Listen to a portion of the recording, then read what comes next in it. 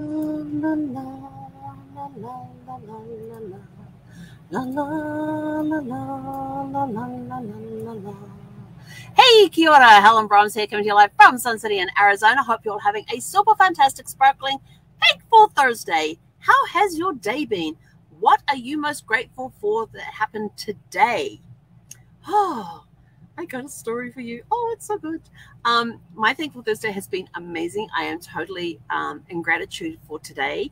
We got to do some more training on with the two new team members. They are getting it so good. Oh my gosh, they're doing so well. And it's fun to watch them learning new things and showing them shortcuts and that sort of stuff. I love it. Then I got to have, I forgot to put in there, I got to have my mastermind group met today as well. Awesome training there as well. So, and then after that was attending a networking event online, which happens every Thursday at 3 p.m. Pacific. You have to be in by 3:02 p.m. because that's when they lock the doors. You have to have your camera on and you have to stay the full hour. Those are the three things. Be in by 3:02, have your camera on, and stay the full hour because they keep putting you into little breakout groups.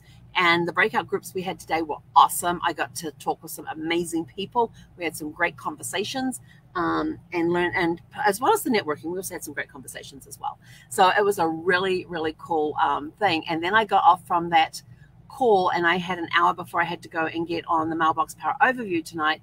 And I got off the mastermind call first. That's why I got off the mastermind call first. And so I went and checked my email because I had barely looked at it today. I think I had a glance at it this morning, but I hadn't had a look at it. And so I went in to have a look at my email, and there was an email there. And I tell you, this email, I am super excited about this because, as you all know, I have Genealogy as my business, and hunting down family trees and helping you dig around and find the truth behind the stories and the myths and the legends of the family. So I've been using Ancestry.com since basically since it started. If you look at my profile in Ancestry, it says how many years with Ancestry. It says 21 plus for the years. So I've been using it for a very long time. And I'm also marked in there to be an advisor for anybody, because there's different things. You could be like mentors to people within the system and that sort of thing. So when I started my Your Family Tree Detective and had the website up and running and everything else, I thought, wouldn't it be cool to be an affiliate for Ancestry and be able to advertise it on the website and give them a quick link to click and all that sort of stuff. And so I applied for their affiliate program, and there were several online forms you had to go and fill out and everything else. And about 3 weeks later, they came back and said, nope, it's been rejected. And I was sort of like, well, poop. I've been working with you guys for over 21 years, and you can tell by the number of trees I have, how much research I have been doing for people and everything else. I have a website that's up and running, and you're not going to let me be an affiliate? And I thought, darn. So then I got off it, carried on working and doing everything else. So today when I was looking at my email, there was an email that said, welcome to the Ancestry Affiliate Program. I was like, wait, what? And I had to read it 3 times, and I was like, and I was still like, seriously? And so I opened I was just reading the subject line. So then I opened the email and read the thing through, and I was like, oh, they approved me. After they rejected me over a year ago, they've now gone back and approved my to become an affiliate. And I was like, that is so cool. So I was full of excitement. I'm so full of excitement on that now. And it's sort of like, okay, I now need to go talk to my mate who is extremely good with websites and everything else, help him to get mine cleaned up and figure out, and because he knows all the whoopie-doo buttons and everything else, and how to get my affiliate links and stuff into the website. So that was my super exciting news today. And I was like, oh my gosh. And I am just so grateful that they went back and had a look at those that they had rejected and reevaluated them as well. So I'm very grateful for that, and to now be part of their program, which is going to be awesome. I am super, super stoked about it. So that was my my big piece of the whole day has just been gratitude after gratitude after gratitude rolling out today. So as they say, be grateful in all situations. Even when you have somebody who comes through chat who, from the tone of their chat, with the words that they use, they are not happy campers, and you're doing your best to sort the situation out, and it's not going the way that they want it to go because either they're not getting it or there's a miscommunication that either they're not getting what we're telling them, or they're not we're not understanding what it was that they actually want. So even when it seems like frustration, always grateful in that situation, because it helps me grow and learn and see if I can communicate better. I look back at the question again. Did I miss something? So I'm always grateful to be able to learning in those situations as well. So no matter what situation you are in, always be grateful for the situation that you are in, or that you find yourself in, because something's going to happen that's going to help you learn and grow and keep continuing. And our question of the day, tell your story question. How are your tell your story questions coming along? Are you participating, or just going, oh, that's a really good one, and you remember it, but are you writing it down? I don't care if you voice record it, if you video record it, if you get out pen and paper and write it down in a notebook, or if you get on the computer and you type it up. I don't care how you record it, record them in some way. Because yes, it's all very good having it in your head, and yes, it's good talking to others about it, but if you're not recording it, your descendants are not going to have anything to come back and go, oh, what was it like in Grandma's day? What was it like in great-grandfather's day? You know, to be able to go back and listen to that information. So this is why, because all they're going to have to know what it was like during the years that you've been alive is newspaper stories, video footage from things that were happening around that time. They are not going to get your personal thoughts about what it was like to grow up in the time that you grew up in. They're not going to get your personal thoughts about why you like to travel into different places, or why you took this career, or why you went to this college. They're not going to get your personal thoughts about the choices that you made in life. They can just make assumptions based on the facts that are presented to them at the time. So if you record your story, that will live for generation after generation after generation. And people can look back at that and go, oh, what was it like back in great-grandma's time, or great-great-grandma's time? Oh, wow, look, she left us this journal, and they can read through it and go, oh, wow, look what she accomplished. And you never know, something in your journals, like I said, whether they're video recorded, voice recorded, typed up, or handwritten, something in there may trigger something with a future generation and inspire them to go and do something that they've always wanted to do, but they were too afraid to do. But then they read your stories of your struggles through life, or about things that happened to you when you were growing up, and all of a sudden they now have that power, that inspiration to go out and follow their dreams and accomplish things. So just think about that. So your question today is, outside of your home state, because I know here in America's very vast, outside your home state, if you have never been outside the US, and that includes Canada and Mexico, so if you've never if you have never been out of the continental US, the 48 states, never been to Alaska, if you have never been outside of the United States, outside of your home state, what is the most beautiful place you've traveled to? And if you have been internationally, what are the most beautiful places you have traveled to internationally? So you can't talk about your home state or your home country. So I can't talk about New Zealand on the most beautiful places that I have seen, that I have traveled to. I have to think, okay, besides New Zealand, where else have I found some beautiful places that I've traveled to? And if you listened to this morning, you would have heard about Alaska. There's also Europe was gorgeous as well. Just the architecture was amazing.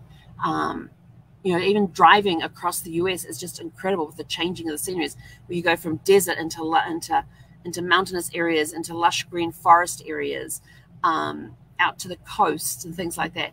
There's just the scenery changes as you go across, or you might be leaving somewhere like Virginia and heading to California, which I have done that on Interstate 40. And, you know, we went from the lush greenness of the areas through to the kind of sort of desert area where it's just doing that transformation into the complete desert area. So, you know, it's a very different, very vast, it's a very vast country. And being able to, you know, I've now driven coast to coast 3 times. So Virginia to California, then California to Florida on the I-10, and then Florida back to California via, let's see, we did sort of like a zigzag.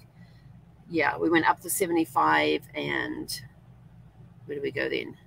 Because we went up through Georgia. I can't remember the states we went through. But we did this like zigzag pattern. We ended up in Colorado Springs, which was awesome, amazing. And then we came down through New Mexico and Arizona and back to California. So we did sort of like a zigzaggy type well, not really zigzag. We kind of went up like this and back down again. All I know is that on my map, it's got, I can't quite see it for me, California, Arizona, Texas, and then above that it's got, so New Mexico is surrounded by states that we have stayed in, because we have not stayed in, I have not stayed in New Mexico. So my rule for putting a sticker on my map, I have a travel map that's on the inside of my door of my RV, and when we visit different states, we then get to peel the state sticker off and basically color in that state sticker, put that state sticker on its outline on the map so we can see which states we've been to. And New Mexico is surrounded by colored stickers, and it's completely white. And that's because we have not, our rule, Zeffie's and my rule, is that in order to put a sticker on the, to go on the map, we have to stay a minimum of 2 nights in a state, and we have to leave the campground and go exploring. That's our rule. If we're just there for the 2 nights and we don't leave the campground, we don't get to put a sticker on there.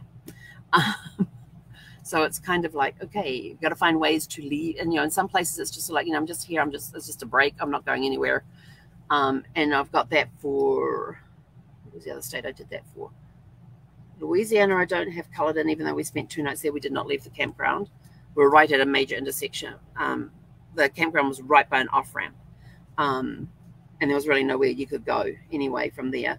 We were well outside New Orleans. I don't think I have Alabama colored in too, even though it was Biloxi, Mississippi. We stayed in Mississippi. We've actually spent 2 nights in Biloxi, Mississippi, and then we also spent 2 nights in Mississippi again later on, because we were staying in Memphis, Tennessee. And the campground we were in was 5 miles south of Graceland, but it was actually in Mississippi. So we actually ended up spending 4 nights in Mississippi. Actually, I think we might have been 5 nights, because I think we spent 3 nights at that campground. Yeah, I think at that campground in Mississippi, the northern one, we were actually there for 3 nights because we were wanting to go see Graceland, but it wasn't open at the time. Then we got there. That was the plan, to go see Graceland. And then we got there and it was closed because of all the COVID stuff. They weren't even open. So we got a lot of that kind of like kiboshed and that sort of stuff too. So Mississippi, even though we spent 5 nights in Mississippi, has not had the sticker put on there because we never left the campgrounds to go exploring. So anyway, so what, outside of your home state or your home country, what is the most beautiful places you have traveled to? And think about them, describe them. What was it like visiting them? What was, as I talked about this morning with Alaska, I got homesick for New Zealand because a lot of their topography up there was very similar to places in New Zealand. And I felt very at home in Alaska. If somebody told me tomorrow that I had to move to Alaska for whatever reason, I would have no issues with that.